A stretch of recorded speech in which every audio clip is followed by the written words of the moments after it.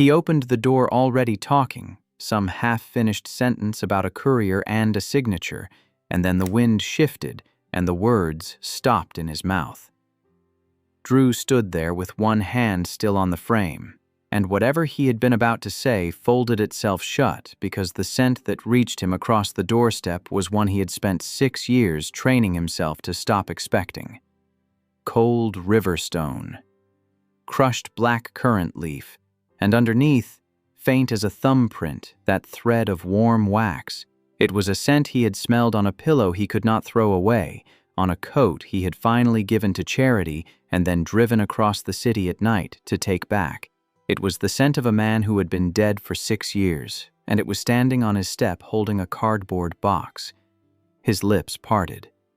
The name that almost came out was not the name of the person in front of him. It started in the back of his throat, the first sound of it. A soft consonant he had not let himself say aloud in a very long time, and Sam watched it happen. Watched the older man's face go from a stranger's polite distraction to something that had no business being on anyone's face on an ordinary afternoon. The box was getting heavy. Sam had carried it up the hill from the office because Beckett had asked him to, because it was on the way, because nobody had thought to mention whose door it was. He knew now. He had known the second the door opened and the man behind it inhaled like he had been struck. "It's me," Sam said, which was both true and the cruelest possible thing he could have offered. "I'm Heath's brother, Sam." He shifted the box against his hip. "You're the executor." Drew did not answer. His knuckles had gone white on the door frame. His other hand had come up halfway, as if to catch something falling, and then it just hung there in the cold air between them, doing nothing, because there was nothing to catch.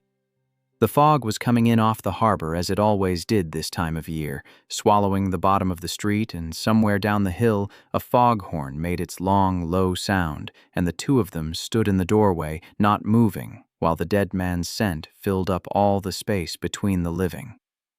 "Say something," Sam said. His own voice came out calmer than he felt. "Please, you're scaring me a little." "Before I dive in, let me know in the comments where you are listening from. I love reading everyone. Now, sit back, relax, and enjoy today's story." Sam had not wanted to come back.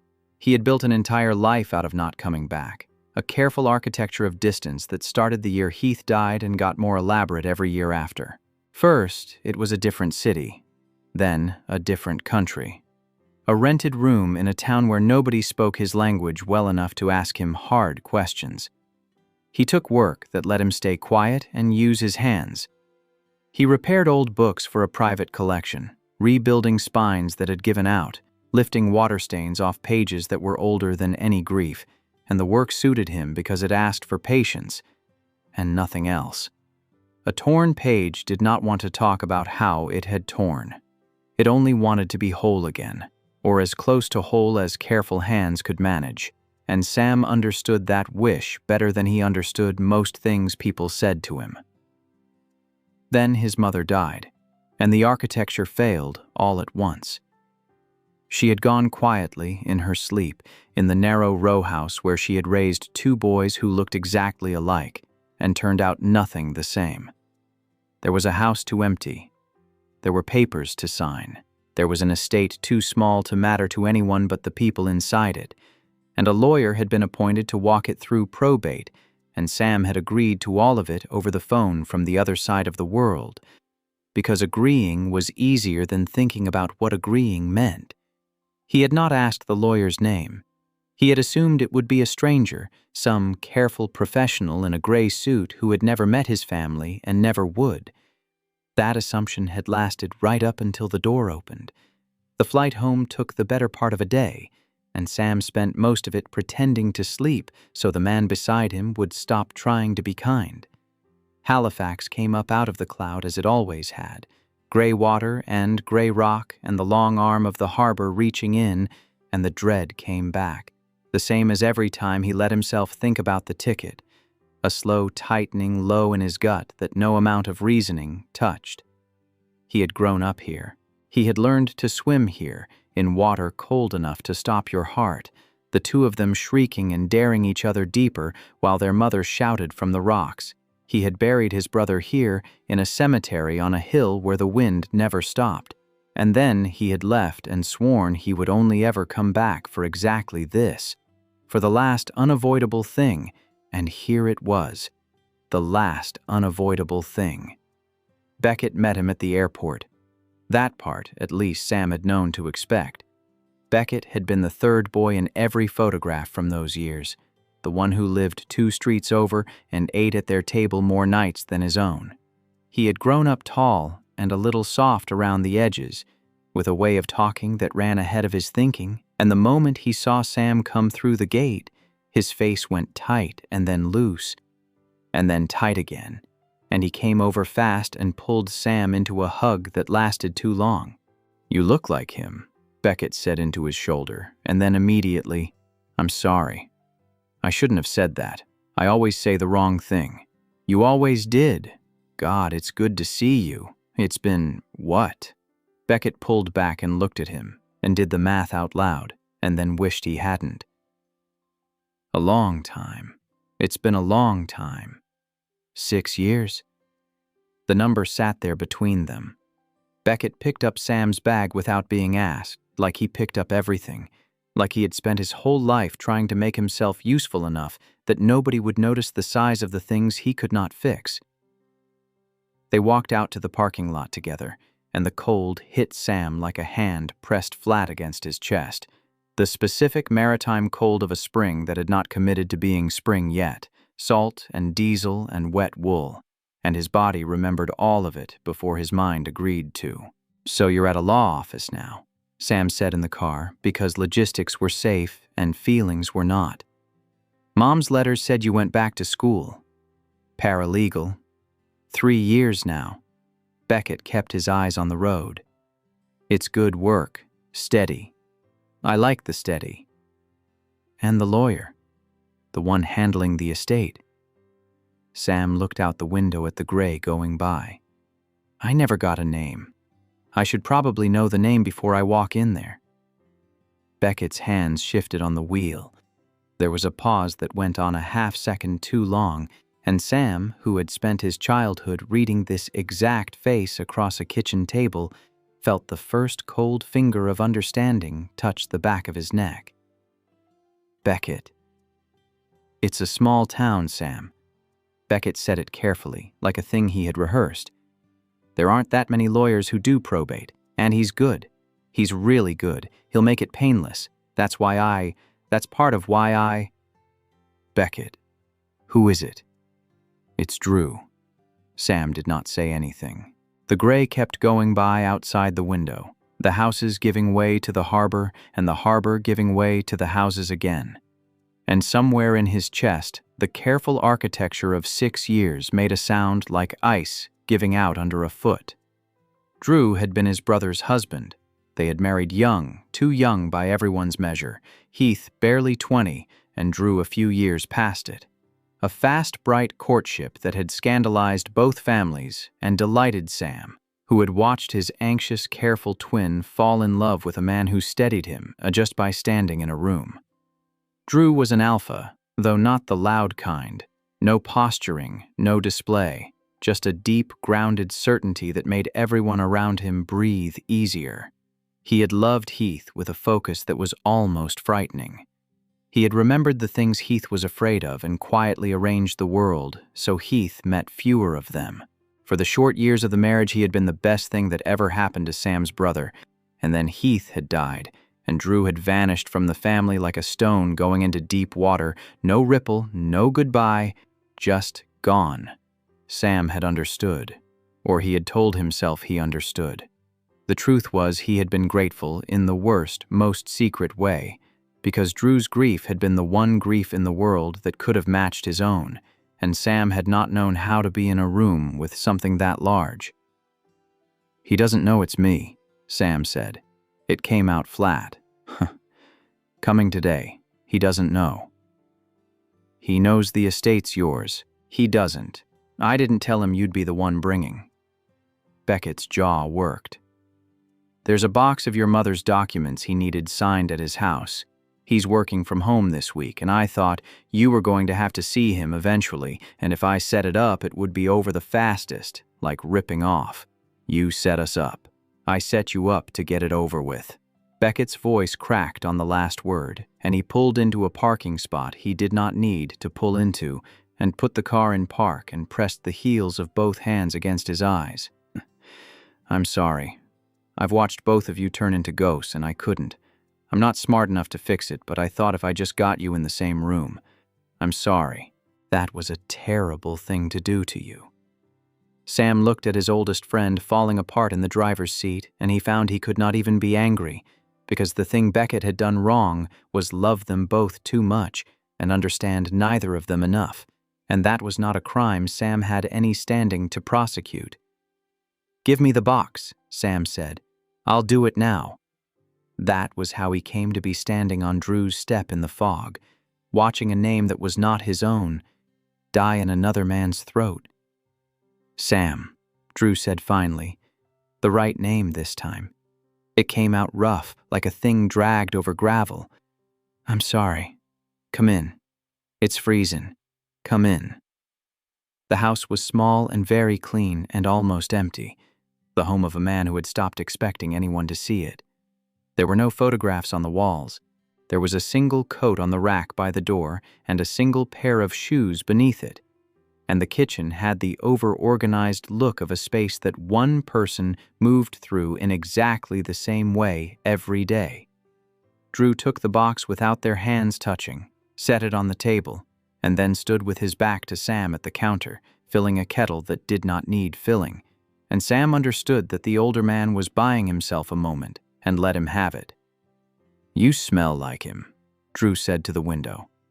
He said it quietly, almost to himself, and then he turned around with an expression of pure horror at what had come out of his mouth. I'm sorry, that's not. You're twins, of course you. I haven't said his name out loud in. I'm doing this very badly. You're doing fine. Sam pulled out a chair and sat, because standing felt like an argument, and he was too tired to argue. We always did smell alike. Drove our mother crazy. She couldn't tell which of us had been in the cookies.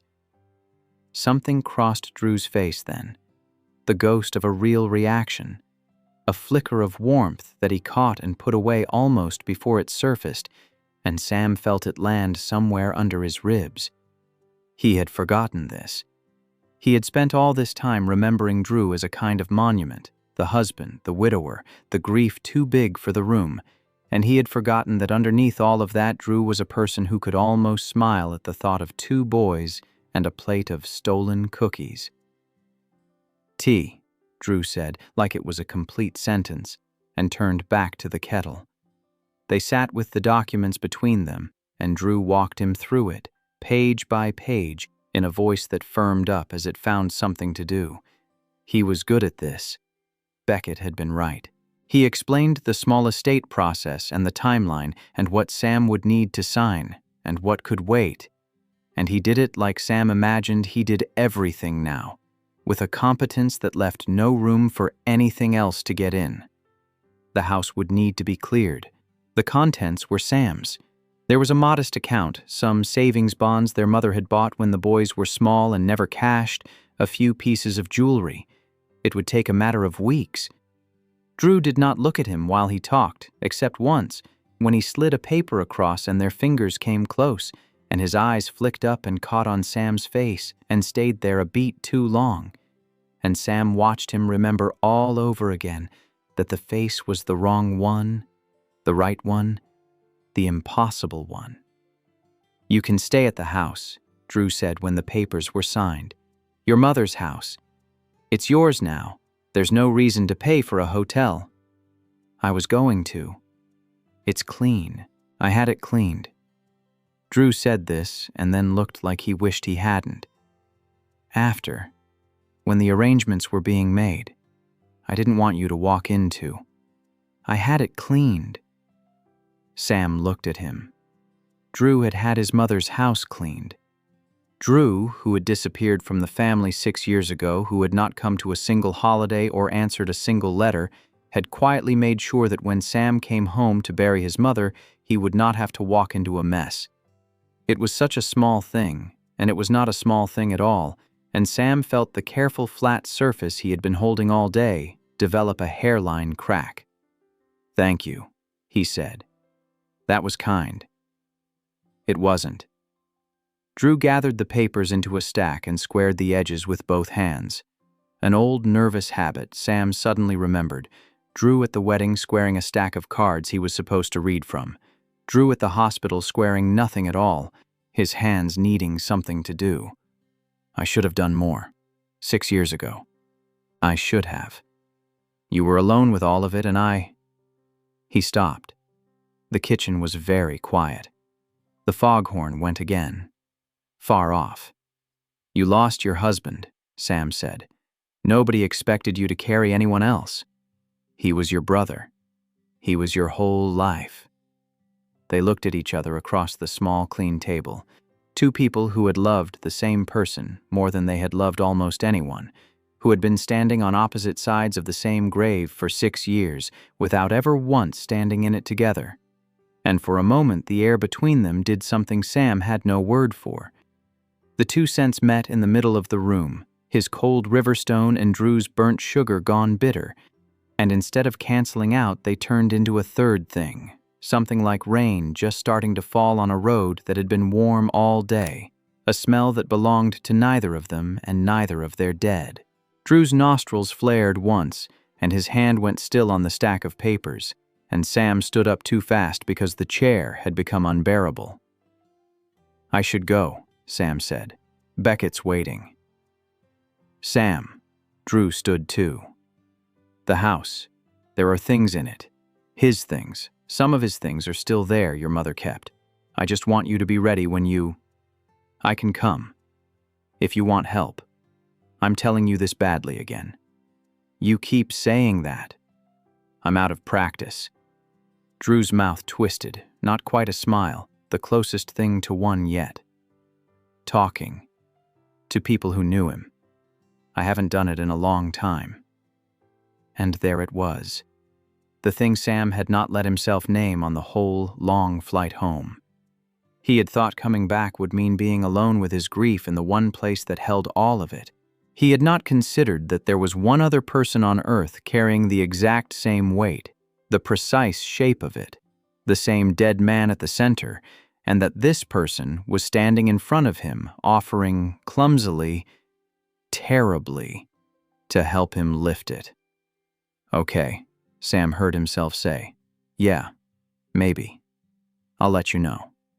He took the box, the empty one now, because his hands also needed something to do, and he went out into the fog, and he did not let himself look back at the door until he was at the bottom of the hill, and when he did, the door was already closed.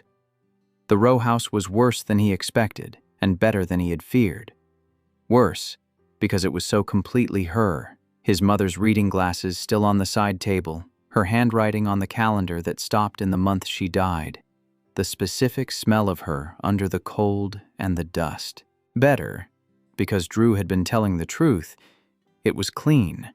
Someone had run a cloth over the surfaces and emptied the things that spoil, and Sam did not have to face the indignities of a body's sudden absence on top of everything else. He stood in the front room with his bag still on his shoulder and let it come. It was the first real wave since the phone call. He sat down on his mother's couch in his coat and cried like he had not let himself cry on the plane or in the car or in front of Beckett, ugly and silent, both hands pressed over his mouth. When it passed, he felt scoured out and strangely clear. He made up the bed in his old room, which his mother had kept exactly as it was. Twin beds against opposite walls, his and Heath's, a fact that nearly took him down again until he made himself look at it directly. 2 beds. His brother had slept 3 feet away from him for 18 years. He had known that boy's breathing in the dark better than he knew his own, and he had not known, at the end, the one thing it would have cost everything to know, and that was the wound under all the other wounds, the one he had carried across an ocean and back, the certainty that he had shared a room with his brother for 18 years and still missed the only signal that ever mattered. Heath had called him the night he died. Sam had been at a party. He had seen the name come up and silenced it, because Heath called a lot lately, because Sam was 22 and tired of being the steady one, because he had thought, I'll call him back tomorrow. There had been no tomorrow. The call he did not answer was the last chance anyone got, and he had spent 6 years on the other side of that single unanswered phone, and no amount of distance had ever put even 1 mile between him and it. He did not sleep much. In the morning, Beckett came by with coffee and a box of pastries, and the determined cheerfulness of a man trying to make up for something, and they sat at the kitchen table and Sam let him talk, and somewhere in the middle of it, Beckett said, carefully, "So, you saw him." "I saw him. And he had my mother's house cleaned 6 years ago so I wouldn't have to walk into it." Sam turned his coffee cup in a slow circle on the table. "Why would he do that, Beckett? He disappeared on all of us. He didn't come to a single thing. But he did that." Beckett was quiet for a moment. "He didn't disappear because he stopped caring," he said finally. "I work next to him 8 hours a day, Sam. I've watched him for 3 years. He disappeared because caring was the thing that was going to kill him. He couldn't be near any of it. The family, the holidays, you especially, me especially. You have his face." Beckett said it gently. "You walk in a room and for 1 second every part of him thinks Heath came back, and then he finds out he didn't, all over again. Every single time. Who could live like that?" Sam looked at the second coffee cup his mother would never use again, and thought about a man training himself for years to stop expecting a cent and failing at it on his own doorstep in the fog. "He offered to help me clear the house," Sam said. "Heath's things are still here. Mom kept them." "Are you going to let him?" Sam thought about it. He thought about the third smell, the rain on warm stone, the thing that was neither of them. He thought about how it had felt, for one bad, clean moment in that kitchen, to be in a room with the only other person who understood, and how much he had wanted to run from it, and how much he had wanted to stay. "I don't know," he said. "I don't know if I can be in a room with someone who's that sad. I've barely been able to be in a room with myself." "Maybe that's the point," Beckett said. And for once he did not look like he thought he'd said the wrong thing. The thing about a house full of a dead woman's belongings is that it does not let you grieve in order. Sam had thought he would work through it like he worked through a damaged book, methodically, 1 section at a time, but grief did not respect his methods. He opened a drawer for tax documents and found a shoebox of his own childhood drawings. He went looking for the deed and found photographs instead. His mother had taken them out recently. The dust was disturbed around them. They were all of the boys, all of 2 identical faces, and on the back of each one she had written the same small mark she had used their whole lives, because she genuinely could not always tell them apart. A small S, a small H, on a few of them a question mark, where even she had given up. He was sitting on the floor with the photographs when there was a knock at the door, and he knew before he opened it who it would be, because the scent reached him first, burnt sugar and wet slate seeping in under the door before the knock had even finished. Drew stood on the step holding a flat of takeout containers and looking like a man braced for rejection. "Beckett said you've been here 2 days and haven't eaten anything that isn't from a bag," he said. "I'm not staying. You shouldn't do this on an empty stomach." He held out the food. "I'll go." "Stay," Sam said. It surprised them both. Drew came in. He saw the photographs spread out on the floor and stopped, and Sam watched him decide whether to look at them, and watched him decide that he could.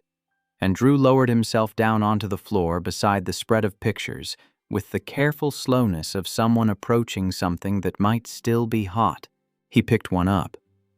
2 boys on a dock, maybe 8 years old, soaking wet, grinning identical grins.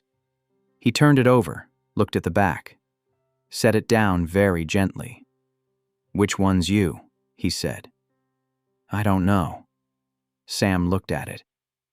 Even I can't tell sometimes, with the old ones. That's the thing nobody understands about being a twin. You lose track of where you stop. He picked up another. I used to find it funny. The mix-ups. People calling me his name. Teachers. Girlfriends once, which was a whole thing.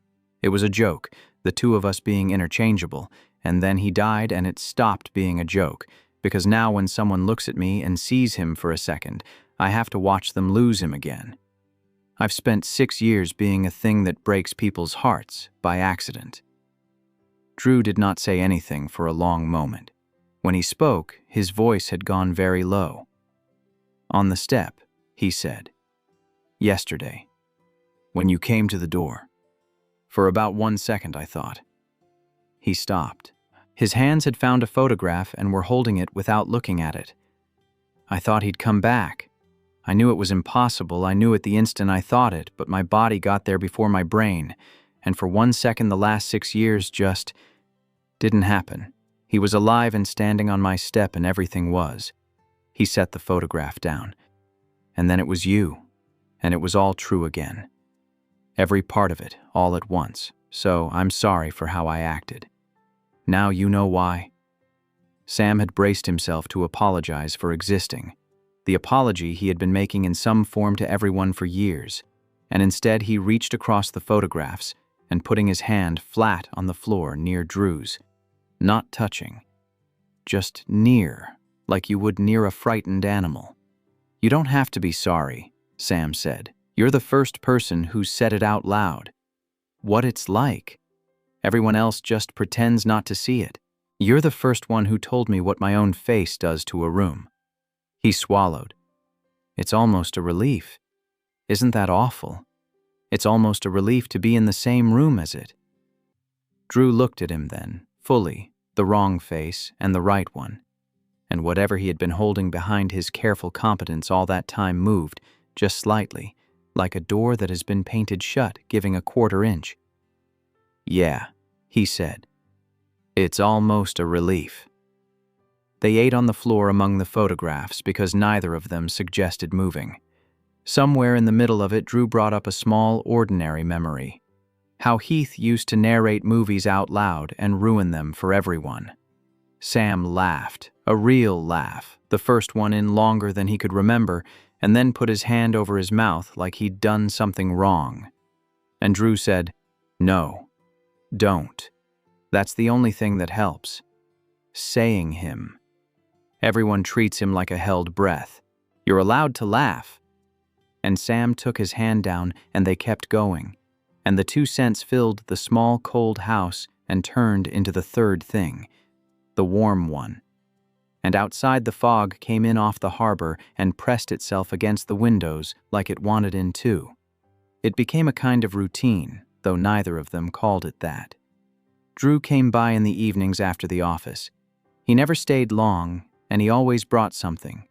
Food or boxes, or once a roll of acid-free tissue paper that he set on the table without comment, because Beckett had mentioned what Sam did for a living and Drew had remembered. They sorted the house together. It was easier with 2 and not for the obvious reasons. It was easier because every object in that house had a story that ran through Heath, and Sam had spent years with no one to tell those stories to, and Drew had spent the same years with no one who already knew them. Sam would hold up a chipped mug and Drew would say, "He broke that. He told your mother it was already cracked." And Sam would say, "He told me the same thing about a lamp." And they would both go quiet in the good way, the quiet that comes when someone hands a piece of your dead person back to you and it still fits. There was a rhythm to the evenings that Sam came to depend on before he noticed he was depending on it. Drew would let himself be talked into staying for the food he had brought. They would work through a shelf or a drawer or a closet, and the talk would drift from logistics to memory and back again. And somewhere around the point where the light went fully out of the windows, one of them would say something that mattered, and the other would catch it. Sam learned that Drew took his coffee black and his grief in small, careful sips, that he could go an entire hour managing a conversation about probate timelines, and then come apart at the sight of a particular handwriting. Drew learned that Sam deflected every direct question about his own feelings into a question about an object, that if you wanted to know how Sam was doing, you had to ask him about a book he was mending and listen to the part underneath. They were both, Sam realized, fluent in the same evasions, which meant neither of them could hide behind them for long.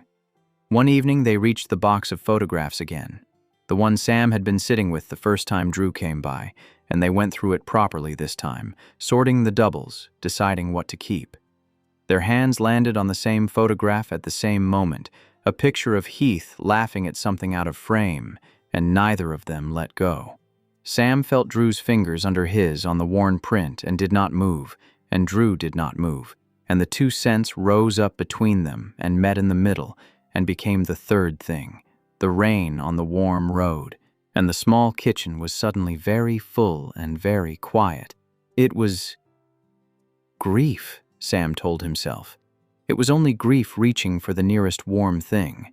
But grief and the start of something used the same hand, the same held breath, the same unwillingness to be the first to pull back, and Sam could not have said with any honesty which one had hold of him. "You keep it," Drew said finally and let go, and the moment closed over like water. It was easier after that to be careless with proximity, which is its own kind of danger. They ended up shoulder to shoulder on the floor more nights than not.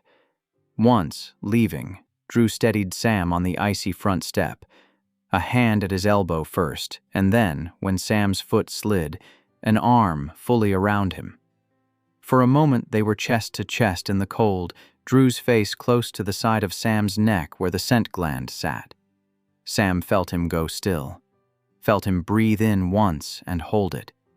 Neither of them said anything about it. Drew set him upright, stepped back, said goodnight in a voice that had gone careful again, and walked down the hill into the fog, and Sam stood on the step long after the sound of the car was gone, one hand pressed to his own neck where the cold had been replaced by something he was not ready to name. One evening, Sam found the box of Heath's things his mother had kept. It was in the closet of the boy's old room under a winter coat, a single banker's box with Heath written on the side in marker, and Sam sat down on the floor of his childhood bedroom and could not make himself lift the lid. He was still sitting there when Drew found him. "You don't have to open it tonight," Drew said from the doorway. "I don't know if I can open it ever." Drew came in and sat down on the floor across from him, on the other side of the box, his back against Heath's old bed. For a while neither of them spoke. Then Drew reached out and put one hand on the lid of the box, not opening it, just resting his hand there, and said, "We can do it together. Or not at all. There's no version of this where you have to do it alone. I want you to understand that. Whatever else I got wrong, I'm not getting that wrong twice." Sam looked at the hand on the box and then at the man it belonged to, and the thing in his chest that had been a held breath for so long let a little of itself out. "Together," he said. "But not tonight." "Not tonight," Drew agreed. He took his hand off the box. The moment it was off, Sam reached out without deciding to and caught it. Just held it, there on the floor of the room where he and his brother had slept 3 feet apart for 18 years. Drew did not pull away. The two of them sat in the dark, holding hands over an unopened box, two people keeping each other from going under, while the foghorn called out over the water like something looking for a way home. The storm came in off the water on a night neither of them had planned to spend together. Sam had texted that the power was flickering. Drew texted back that he was coming. By the time he arrived, the wind had turned into something with a voice, throwing rain against the row house in long handfuls. Then the lights went out for good, and the whole street went dark. The two of them stood in the kitchen by the light of Sam's phone, listening to the storm take the harbor apart. There was no point in Drew driving home in it. They both knew that without saying it. Sam found candles in a drawer his mother had kept exactly where Sam knew it would be, and they lit them and sat at the kitchen table, and the small flames made the room into something close and gold against all that black water beyond the glass. It was the candlelight, maybe, or the storm, or just that they had been circling the thing for days and the dark made it possible. Sam was the one who said it. He had not planned to. He was looking at the candle flame and not at Drew when he said, "I didn't pick up." Drew went still across the table. "What?" "The night he died." Sam kept his eyes on the flame. "He called me. I was at a party. I saw his name and I sent it to voicemail because I was tired of being the one who answered. He'd been calling so much and I was 22 and I wanted one night where I wasn't his." His voice did not break. That was almost the worst part, how level it came out. 6 years of practice. I told myself I'd call him back the next day. There wasn't a next day. He died that night, and the last thing I ever did for my brother was decide I didn't want to talk to him. He finally looked up. "So when you say I shouldn't do this alone, when you say you got things wrong, you should know what you're sitting across from. I'm the person who let it go to voicemail." For a long moment, Drew didn't say anything at all. The rain came down, and then he put both his hands flat on the table, and Sam saw that they were shaking, the steady man's hands finally shaking, and Drew said in a voice scraped down to nothing, "I left." "What?" "That night, before he called you." Drew was looking at his own shaking hands like they belonged to someone else. "We had a fight. A stupid one. It was about nothing. It was about money and it was about nothing. And he said something and I said something back and I told him I needed air and I left. I drove around. I sat in a parking lot for 2 hours because I was too proud to come home and finish it. And while I was sitting in that parking lot being proud, he must have called you from the house. He called you and you didn't pick up and I wasn't there and there was nobody, Sam. There was nobody home because I left him alone in our house to win an argument that I cannot even remember the words of now. I've tried. I've tried for 6 years to remember what we were even fighting about and I can't, because it didn't matter, it never mattered, and I left him alone over it. The candle flames bent in some draft and stood up again. Sam stared at the man across the table, the husband, the widower. The grief too big for the room, and understood for the first time that the grief was not too big for the room. It was exactly the same size as his own. Drew had been carrying the identical thing all along, the same shape, the same weight, the conviction down in the deepest part of him that if he had only done the one small different thing, picked up, stayed, his person would still be alive. "It wasn't the fight," Sam said. "You don't know that." "It wasn't the phone call either." Sam heard himself say it and realized he had never once said it to himself, not in 6 years, that the words coming out of his mouth were brand new to his own ears. "He was sick, Drew. He'd been sick for a long time and he hid it from both of us because he was good at it. He was so good at it, he could make his whole face into a fine day. It wasn't a fight and it wasn't a voicemail. Those are just the things we happened to be doing when something much bigger than us was already." He stopped. His throat had closed. "We keep thinking we were the hinge, that the whole thing turned on us on one phone call, one parking lot. But we weren't that powerful. Neither of us was ever that powerful. He was carrying something neither of us could see, and he carried it alone because that's what it does. It makes you carry it alone." Drew made a sound then that Sam had never heard a person make. A single broken exhale that had a man's whole life folded inside it, and he put his face down into his shaking hands, and Sam was up out of his chair and around the table before he decided to move. He got down on the floor next to Drew's chair and pulled the bigger man down to him, and Drew came, all that careful competence finally collapsing, and the two of them ended up on the kitchen floor in the candle light holding on to each other while the storm tried to pull the house off its foundation. There was nothing romantic in it. Two people who had each spent years believing they had killed the same man were finally setting the body down between them and finding out it had been too heavy for either of them to lift in the first place. Drew shook and Sam held him. And then Sam shook and Drew held him. And they traded it back and forth like that in the dark, the grief and the holding, until the candles had burned down and the storm had spent the worst of itself, and the first gray light came up over the broken water outside. I haven't let anyone do that, Drew said finally. His voice was wrecked. They were still on the floor, backs against the cabinets, shoulder to shoulder. Hold on to me. In 6 years, I haven't let one person. Me neither. Why now? Sam thought about it. The light was coming up gray and clean, and the storm was just rain again. Ordinary rain. Because you already know the worst thing about me, he said. There's nothing left to protect. You can't think less of me. You already know I let it go to voicemail, and I can't think less of you, so there's no reason left to hold any of it up. He let his head tip sideways until it rested against Drew's shoulder. It's exhausting, holding it up. I forgot you were allowed to put it down. They sat like that until the sun was properly up. Then Sam made coffee on the gas stove because the power was still out, and they drank it on the floor because the floor had become the place where the true things happened.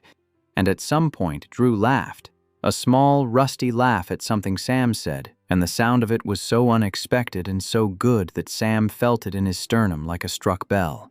It would have been easy to let it stay that simple. It did not stay that simple because grief is never the only thing in a house, and because Drew's father came back from wherever men like him go. He arrived on a Saturday without warning, a big, silver-haired alpha in an expensive coat who had been the kind of father-in-law who treated Heath as an acquisition his son had made, and Drew as a holding that had underperformed. He had not approved of the marriage, and he had not forgiven the death for the embarrassment of it.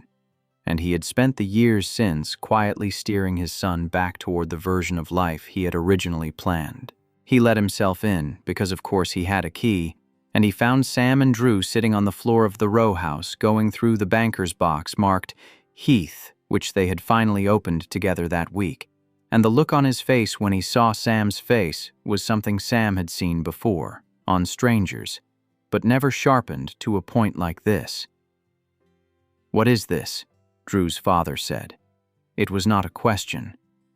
"This is Heath's brother," Drew said, getting to his feet. "Sam. He's settling his mother's estate. I'm the executor. I know who he is." The older man's eyes moved over Sam like he was a stain. "I'm asking what this is. You. On the floor. With that."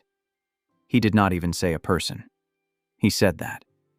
"You disappear for 6 years. You won't take my calls, and I find you playing house with a copy of the thing that nearly destroyed you."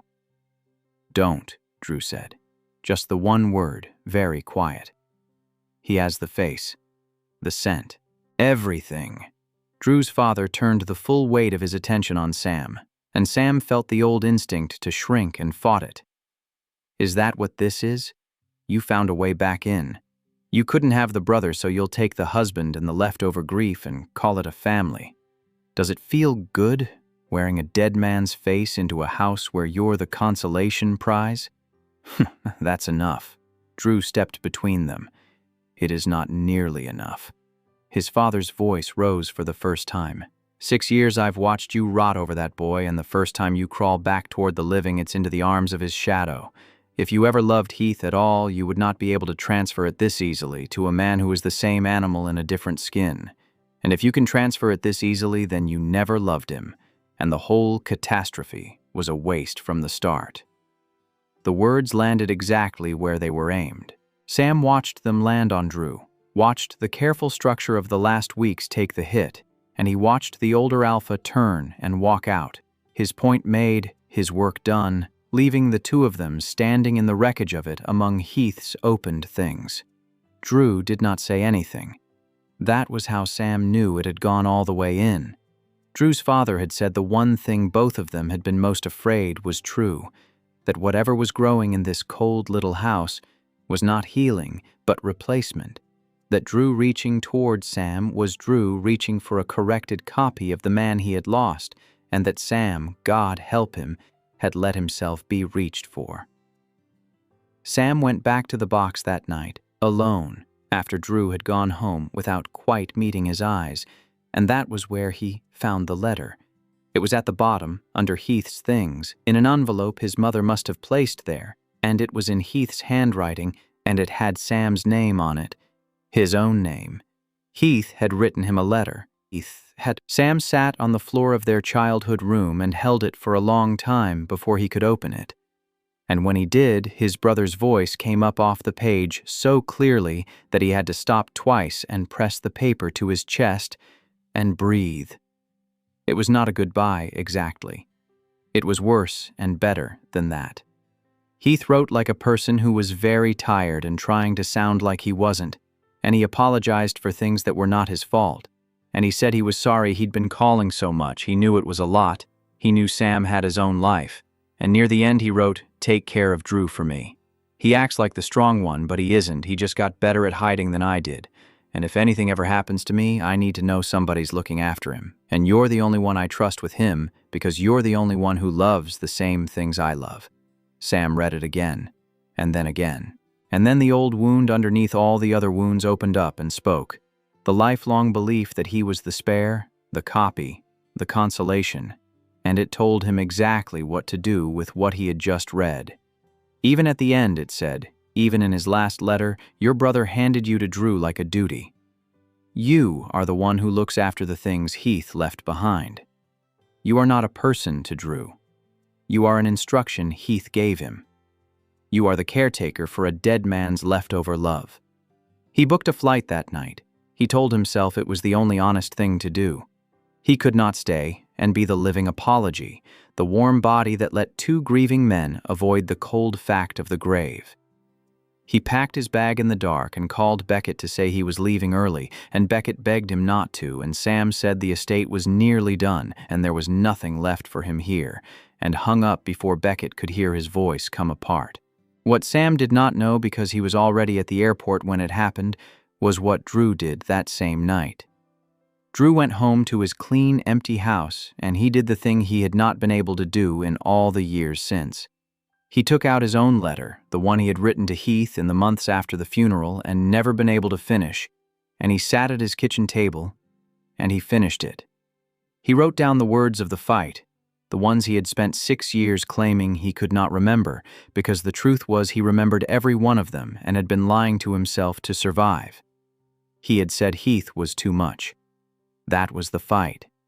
Heath had been frightened and reaching out like he always did when the dark came close, and Drew had been tired, and Drew had said, "You are too much," and then he had walked out the door, and those were the last words his husband ever heard from him. "You are too much." Drew finished the letter at his kitchen table. Then he read it aloud to the empty room, every word of it, including the apology he had never said. "I am so sorry I made you believe you were too much. You were never too much. You were exactly enough, and I was a coward who couldn't hold all of you." When he was done, he was on the floor of his own kitchen, finally, 6 years late, doing the grieving he had been too proud to do. And then he understood, all at once, sitting on his kitchen floor, what his father had cost him. Because the only person in the world he wanted to tell this to, the only person who would understand that finishing the letter was not nothing, was the person his father had just sent. Running. Drew called Beckett. Beckett told him about the flight. Drew looked at the clock and did the math. He could not make it. There was no version of driving to the airport that ended with him catching Sam in time. And a grand chase was not the thing anyway. He was not a man who could stand in a terminal and perform certainty he had not earned. So he did the only thing he could do. He took Heath's letter to Sam, the one Sam had left behind on the floor of the row house. He took his own finished letter to Heath. He photographed both and he sent them to Sam with no words of his own, because the words were all already there, in 2 honest letters written years apart. He trusted Sam to read them and understand. Sam read them at the gate, with the boarding call already going. He read his brother's letter again, the line about taking care of Drew, and then he read Drew's letter, the finished one, the fight finally written down, "You are too much," and the apology and the grieving a man does alone on a kitchen floor, and somewhere in the middle of it, the thing his old wound had told him about himself fell apart in his hands. Because Heath had not handed Sam to Drew as a duty. Heath had handed Drew to Sam as a trust, because Sam was the only one who loved the same things Heath loved, and that was not the same as being a copy. That was being a person. the only one. And Drew, in his own letter, had not written one word about Sam's face or Sam's scent or how much Sam reminded him of Heath. He had written about Heath, all of it about Heath. The real grief finally let out, and then he had sent it to Sam because Sam was the one he wanted to tell. Not because Sam looked like the dead man, because Sam was the one person alive who would understand. Sam did not get on the plane, but he did not run straight back to Drew either, because some things cannot be fixed in the same hour they break, and he knew that about himself, knew that if he went straight from the gate to that door, he would say something he had not yet earned the right to say. So he went back to the row house alone, and he sat with what he had learned, and for days the two of them circled each other across a town too small to hide in. The first day Sam did not call. He told himself he was thinking. He took apart a damaged book and put it back together and did not fix it well, which never happened. His hands knew better, but his hands belonged to a man whose whole chest was somewhere else. He kept picking up his phone and setting it down. Twice he started a message and deleted it.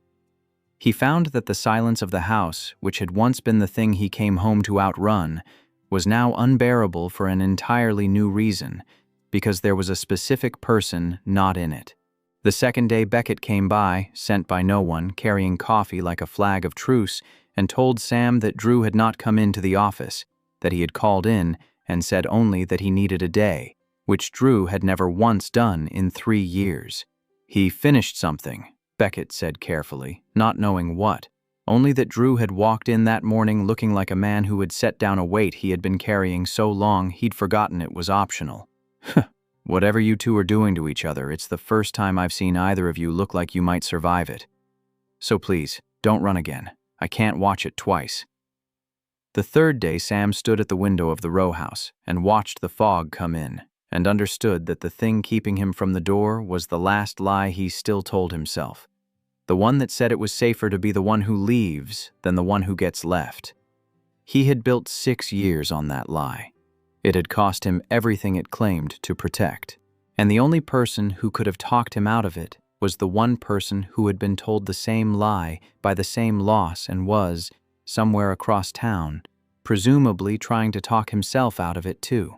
So he picked up the phone, and he did not delete the message this time, and he sent Drew 3 words, the only 3 he could manage. Meet me at the beach. The beach was the gray shore at the end of everything. The one that faced the open water, cold even in spring. Drew was already there when Sam arrived. He stood at the edge of the surf in his careful coat, hands in his pockets, looking out at the place where the harbor gave up and became the sea. He turned when he heard Sam on the rocks. For a moment, neither of them said anything. The wind took everything that wasn't held down. You didn't get on the plane, Drew said. I read the letters. I should have shown you mine a long time ago. I should have shown all of you. I let the whole family carry it, thinking I was the one who couldn't be near them, when the truth is, I couldn't be near them because they'd find out what I said to him before he died, and I'd rather they thought I was heartless than know I was the last person who told him he was too much. Drew's voice was level now, like a voice settles once it has finally decided to tell the truth and stop managing the cost. I owe you the biggest apology, though. Not for the letter. For 6 years ago. I left you alone with all of it. You were a kid, you were 22, and you'd lost your twin, your other half, and the one person on earth who could have understood what that was, who could have sat in it with you, decided his own grief was too important to share. I disappeared, and I let you believe the family only ever wanted Heath back, that you were the one who got left behind. And the truth is, I was the worst one. I left you the most alone. I'm sorry. Not that he died. That I made you grieve him by yourself when I was right there, carrying the same thing, and chose not to share the weight. It was the exact wound. Not the death, not the face, not even the letters. The thing Sam had carried longest and told no one. The belief that he was the leftover, the one who got left behind. The one whose grief did not count because he was only the brother and not the husband. Only the copy and not the original. And Drew had named it, precisely, and apologized for being the one who made it true. "I ran tonight because I thought I was your duty," Sam said. The wind tried to take it, and he said it louder. "I thought Heath's letter meant I was a job he left you, the thing you look after, the leftover love. I've spent my whole life being the spare, Drew, the one people mix up with the one they actually wanted, and I thought you were just reaching for the closest thing to him. Look at me."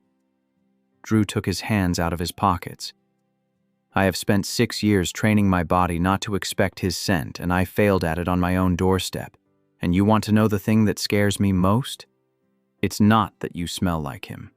It's that you stopped smelling like him 3 days into clearing that house, and I kept coming back anyway. You smell like cold water, and something I don't have a word for, and it is yours. It is not his. And I have known the difference for 2 weeks, and I came back every single night for the difference." He stopped. The surf came up and went out. "You are not the spare. You are not the copy. You are the one person alive who can sit in the worst thing that ever happened to me and not need me to make it smaller. That's not a face. You can't fake that with a face. I checked." Sam started to cry then, finally, like he hadn't on the plane home or in the dark kitchen, openly, the wind drying it on his face as fast as it came. Drew reached out and put one hand against the side of Sam's face. He did it deliberately, fully awake, choosing it the first time he had touched Sam on purpose and not by accident or grief. It was nothing like reaching for a ghost. It was a man putting his hand on the face of someone alive. "Okay," Sam said into the wind, into the hand. "Okay, I'll stay." They did not kiss. It was not that kind of moment, and they both knew it, and the knowing was its own kind of intimacy. The understanding that whatever this was, it had been built out of something too important to rush. 2 people pulled out of the same water who needed solid ground under them before they could be anything else to each other. Drew took his hand from Sam's face and took Sam's hand instead, and they stood at the edge of the cold sea, holding on, and the 2 scents met in the wind and made the third thing, the rain on warm stone, and for the first time since the worst night of both their lives, neither of them was carrying it alone. The rest came slowly, as real things do. Sam stayed. He did not move into Drew's house. They both understood that would be moving too fast over ground that was still settling, but he stayed in the row house, and he stopped calling it his mother's house and started calling it his. He set up a conservation bench in the front room where the light was good, and he took work and built a life in the one place he had sworn he would never live again. They saw each other most days. They went through the rest of Heath's box together. They gave away what should be given away and kept what should be kept. They cried sometimes and laughed more than Sam would have believed possible. Slowly, the dead man at the center of them stopped being a wound and started being a person they had both loved, which is a different and survivable thing. And then, Sam did the hardest and most generous thing, the thing that proved better than any words what kind of love this had become. He started pushing Drew back toward the world. It came up one evening over dinner at the row house table. Drew had said something offhand about how he hadn't been on a date in 6 years. Hadn't wanted to, wouldn't know how. He'd said it lightly, but Sam heard underneath it the size of what Drew had given up. All those years of a life not lived, a man barely into his 30s who had decided he was finished. And Sam heard the other thing too, the line from his brother's letter. Take care of Drew. He understood now that taking care of Drew did not mean keeping him. It meant wanting him to live. You should, though, Sam said. Date. Get out there. You're 32, Drew. Not 100. Drew looked at him across the table like he'd suggested something insane. You're telling me to date other people. I'm telling you to live. Sam kept his voice even, though it cost him. You spent 6 years as a closed door. I'm not going to watch you turn into a man who only ever leaves the house to come here. That's not healing, that's just a smaller grave. He pulled out his phone and slid it across the table. I already made you a profile. You photograph well, which is annoying. There's a guy named Theo who likes hiking and seems normal, which on these apps is a miracle. You made me a profile. I had a lot of feelings, and your love life was easier to fix than mine. Drew laughed, the real laugh, the one Sam had earned over weeks. He looked at the phone, then at Sam, and something passed between them that neither of them said out loud. It was not time to say it. There was a whole separate healing that had to happen before either of them could ask what this was, and they both knew it. The not saying was its own kind of respect. "One date," Drew said, "because you went to the trouble." One date. He went. Sam helped him pick a shirt and pretended his chest did not do anything when Drew walked out the door smelling faintly of nerves and burnt sugar, and then Sam sat alone in the row house with his conservation tools and a book that needed mending and tried very hard to be glad, and found to his own surprise that under the ache he actually was. This was what taking care of someone looked like. Wanting them to live even when their living might one day walk away from you, it was the most unselfish thing Sam had ever done, and it nearly killed him, and he would not have taken it back. Drew came home early. Sam heard the door and looked up from his bench, and there he was, far too early, long before any real date would end, taking off his coat and hanging it on the hook like he lived there. "That was fast?" Sam said carefully. "Was he awful?" "He was perfectly nice."